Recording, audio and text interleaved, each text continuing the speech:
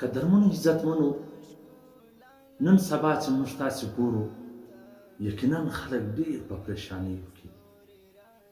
د هره طرفه څه د کاروبار تجارت د روزۍ د ګټلو اسباب ختم شوي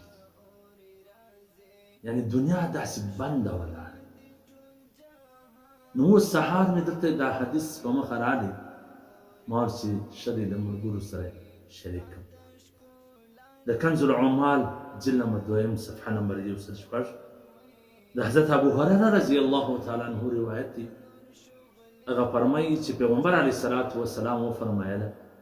چې کوم څوک سهار ماښام دا دعا وایي ما شاء الله لا حول ولا قوة إلا بالله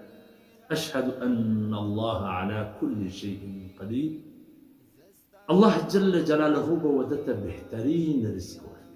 غوره رزق به ورکړي ښه رزق به ورکړي او که په ورځ کې ووایي هغه ورځ به الله دی د مصایبو د تکلیفونو د بدو شیانو څخه محفوظه وساتي که ماښام ووایي هغه شپه کې به الله د بدیو څخه محفوظه وساتي نو قدرمنو عزتمنو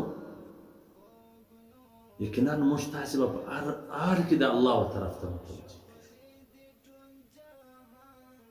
د الله څخه به دعاګانې وغواړو الله دا الله تعالی ته برابر ورسي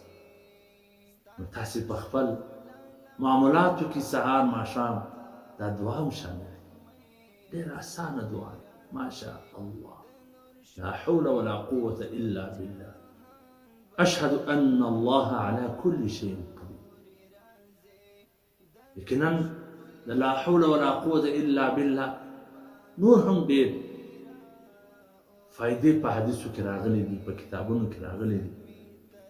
چې کوم څوک د زړه خفګان پریشاني لري زړه یې تنګ وي نو دا دعا دې وایي الله به د زړه خفګان ځنې کړي